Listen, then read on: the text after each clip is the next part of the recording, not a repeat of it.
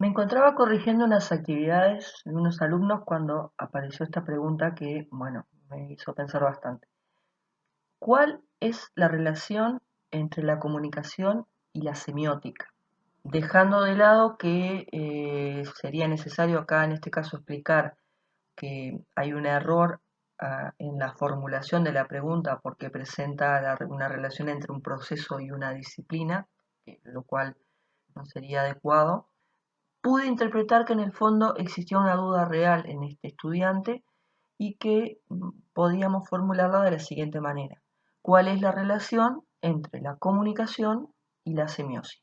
Para entender el vínculo entre estos procesos, tenemos primero que entender qué son estos procesos. ¿Qué es la comunicación entonces? Bueno, durante mucho tiempo la comunicación se consideró un proceso transaccional mediante el cual un emisor transmite un mensaje a un receptor que lo recibe de forma pasiva y en el que participaban elementos como canal, código, referente, contexto o situación.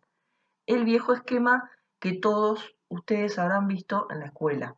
Nosotros vamos a trascender este modelo basándonos en los recientes estudios que existen desde la incorporación de las TIC, de las tecnologías de la información y la comunicación, y vamos a concebir la comunicación como un proceso en el que el locutor es portador de unas intenciones y motivaciones y pone a disposición de su interlocutor cierta información que éste toma para sí, completando el significado y haciendo algo en consecuencia. Es importante aclarar que el locutor, al tomar la palabra, establece a un interlocutor como interlocutor válido, es decir, que configura una persona que tiene unas posibilidades de comprender lo que él le va a decir, lo que él va a poner a disposición de ese otro.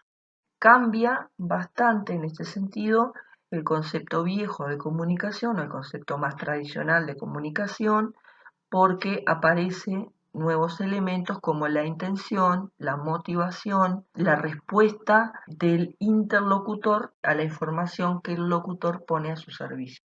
Siempre hay una respuesta. Esa respuesta puede incluso ser un silencio, pero la respuesta existe. Este nuevo concepto de comunicación se explica mediante lo que algunos autores han llamado la metáfora de la danza. Tiene que ver con que si pensamos en qué sucede cuando dos personas bailan, cuando dos personas están llevando adelante una danza, es necesario que las dos partes cooperen para que la coreografía funcione, para que la coreografía llegue a su término de manera satisfactoria. Bueno, lo mismo pasaría en el proceso de comunicación de acuerdo a esta nueva perspectiva. La comunicación es posible siempre y cuando exista una cooperación real entre los participantes de ese proceso de intercambio de información. Antes de continuar, es necesario recordar algo. La comunicación no es un proceso exclusivamente humano, no nos pertenece. Es el proceso que ha asegurado la supervivencia y la evolución de las especies a lo largo de la historia de nuestro planeta. Sin embargo, hay un tipo de comunicación que sí es particularmente humano, la comunicación lingüística. Nosotros para comunicarnos contamos con un sistema de signos lingüísticos que conocemos como código lingüístico, que utilizamos para codificar la información que vamos a poner a disposición del otro para que ese otro la decodifique y la entienda y pueda por tanto apropiarse de ella, es decir, que le atribuya un significado en el mismo sentido en el que nosotros le atribuimos al codificar la información. Es ese proceso el que sí nos diferencia de los animales y es ese proceso, el de crear signos, al que llamamos semiosis. La semiosis es un proceso cognitivo mediante el cual, y gracias a nuestra capacidad sígnica, atribuimos significados a diferentes estímulos que percibimos, imágenes, sonidos, olores, etc. El olor de una torta recién horneada, por ejemplo, el sonido de la lluvia, la luz roja del semáforo, el sonido de la alarma del reloj en la mañana, la imagen de una cruz, incluso el silencio. A todo le damos significado, asimismo también a nuestro mundo interior. En realidad nuestro mundo se configura a partir de nuestra capacidad semiótica. Constituimos en nosotros mismos un universo semiótico, como dice el autor Yuri Lotman, que recomiendo, que entra en diálogo con otros universos semióticos en el marco de la esfera en la que es posible la vida humana, que este autor, que recién mencioné, llamó la semiosfera.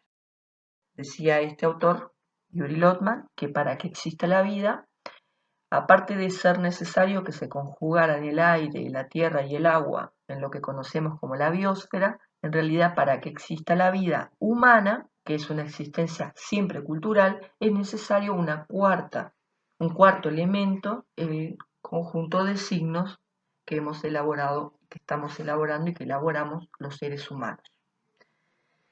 Volvamos a la pregunta de inicio. ¿Cuál es la relación entonces entre la comunicación y la semiosis?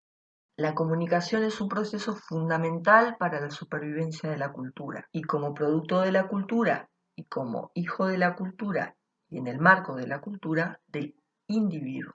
En este contexto, la comunicación lingüística es la forma más acabada de comunicación. Este proceso es posible gracias a nuestras capacidades de sustituir, a nuestra capacidad de sustituir las cosas y las ideas por signos y elaborar con ellos un sistema que compartimos con otros.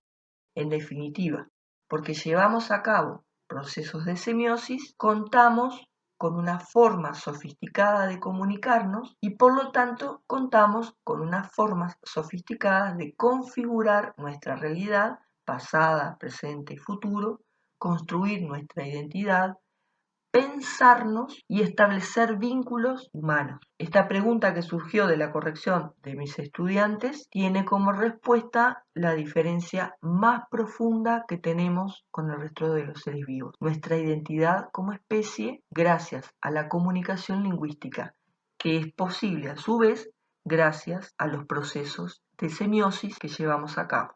Algunos autores que son apasionantes, súper recomendables para comprender este tema y otros temas que vamos a tratar son Saussure, Peirce, Bally, Benveniste, Eco, Jacobson, Bachin, Van Dijk, Lotman, Wittgenstein, Ricard, Barthes y Baudrillard, entre otros tantos.